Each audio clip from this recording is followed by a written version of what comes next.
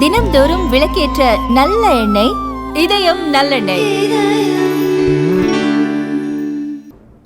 உலகை நிலைநிறுத்துவதில் ஹிந்து சமூகம் மையம் காரணமாக இருப்பதாகவும் பல நாகரிகங்கள் சரிந்துவிட்ட நிலையில் இந்தியா தப்பில் பிழைத்ததற்கான முக்கிய காரணம் ஹிந்து சமூகத்தின் வலுவான கட்டமைப்புதான் என RSS தலைவர் மோகன் பகவத் தெரிவித்துள்ளார்.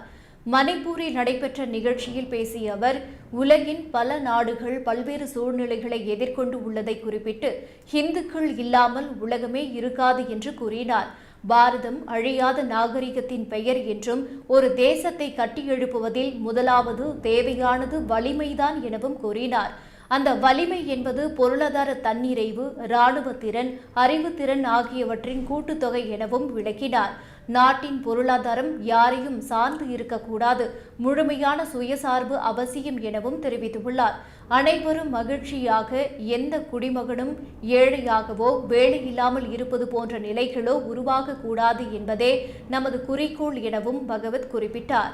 நாட்டை பாதுகாப்பாகவும் வளமாகவும் மாற்ற பொதுமக்களின் பங்கு மிக முக்கியம் என்றும் வலியுறுத்தினார். மேலும் நாடு முழுவதும் நக்சலிசம் பாதிப்பு குறைந்து வருவதாகவும், சமூகம் இனி அந்த வன்முறைகளை பொறுத்துக் கொள்ளாது என்பதால் அது முடிவின் கட்டத்தில் உள்ளதாகவும் பகவத் தெரிவித்துள்ளார்.